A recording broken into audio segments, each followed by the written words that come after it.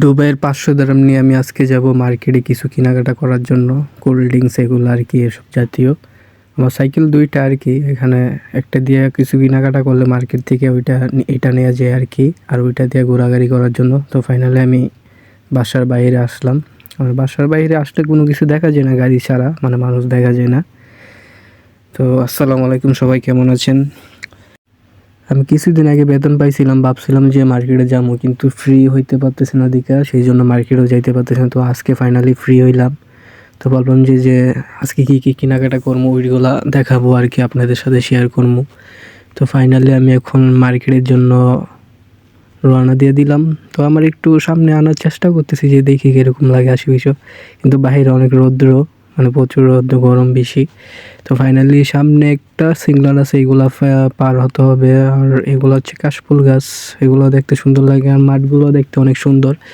আর এদিকে আমি first time যখন আমি আসি তখন করোনার টাইম ছিল আর কি, তখন আমার সাইকেল ছিল না, তখন অনেক দূরে মানে হাইটটা আসছিলাম, 20 মিনিট লাগছিল হাইটটা আসতে এখানে।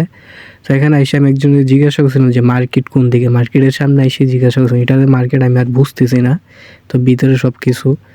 তো আমি জিজ্ঞাসা করার পর আমি গেলাম, সামনে যাওয়ার পরে উনি আবার বলতেছে, মানে মার্কেটে একজন থাকে আর কি, সিকিউরিটি গার্ড, উনি আবার আমার ভিতরে যাইতে দিতেছে না, বলতেছে যে মানে করোনা টেস্টের একটা কার্ড আছে, মানে কার্ড বলতে মোবাইলের মধ্যে একটা অ্যাপসের মাধ্যমে দেখানো লাগে, ওইটা দেখানোর পর তারপর যাইতে হয়। আমার সঠিক মনে নাই।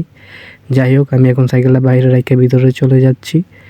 দেন ওইখানে একটা সামনে একটা রেস্টুরেন্ট ছিল, বাংলাদেশি ভাই ছিল ওইখানে, 2জন বাংলাদেশি ভাই, মানে এই পাশে এটা আর কি, 2জন ছিল। এখন আর নাই, এরা চেঞ্জ হয়ে গেছে, কোথায় চলে গেছে আমি জানি না। মাঝে মাঝে ওইখানে আড্ডা দিতাম। তো ফাইনালি আমি কিছু কেনাকাটা করার জন্য জরিটা নিয়ে নিলাম। সামনে আলু, পেঁয়াজ এগুলো কত সুন্দরভাবে সাজানো রাখছে, নিজের খুশি মতো যা খুশি তা নিতে পারবেন। আর এগুলো আছে ফল ফ্রুট, আর এগুলোর ভিতরে দই, অনেক কিছুই আছে, মানে আপনি যা মন চায় তাই নিতে পারবেন। তো আমি ঠান্ডা এগুলো কিছু নিব, পেপসি, কোকাকোলা এগুলো আর কি। যাই হোক, আমি এখনও আসি নাই, সামনে হয়তো আর একটু বাকি আছে। তো এখান থেকে সব কিছু নিয়ে আইসা বসছি। আর একটা জিনিস আছে, ওইটা মানে এই জিনিসটা হচ্ছে যে আপনার মানে মিষ্টি না, যে আমরা ঠান্ডা কোকাকোলা খাইলে বা পেপসি খাইলে যে একটা মিষ্টি একটা তেজ লাগে, এরকম না ওইটা। এটা হচ্ছে পেপসি ডায়েট। আর আরেকটা নেমো 7 আপ। আর সেভেন আপের কথা কী বলবো, ওইটার কথা মনে হইলে ব্রাজিলের কথা মনে হয় জায়গা, ওইটা আর কি। যাই হোক, আর একটা কোকাকোলা নিয়ে নিতেছি, আরও কিছু কেনাকাটা করার আছে, বাকি আছে। আর আমি অনেকবার আসি মার্কেটে, আমি এই মার্কেটে বেশিরভাগ আসি। আর এটা আমার বাসার কাছাকাছি, এদিকে এই মার্কেটে আছে, আরেকটা আছে দূরে। আর এখান থেকে একটা ময়লা রাখার প্যাকেট নিয়ে নিতেছি, মানে কিস বলি আর কি, বা কাগজ এরকম। তো সামনে আবার আরেকটা জিনিস নিবো, এটা হচ্ছে থালা বাসন আর কি, মানে পরিষ্কার করা, এটা একটা মাজনি বা এরকম কিছু বলে হয়তো। তো আমার আবার শ্যাম্পু নিতে হবে, মানে পেপসোডেন্ট এগুলো আর কি, আমার প্রয়োজনীয় কিছু জিনিস।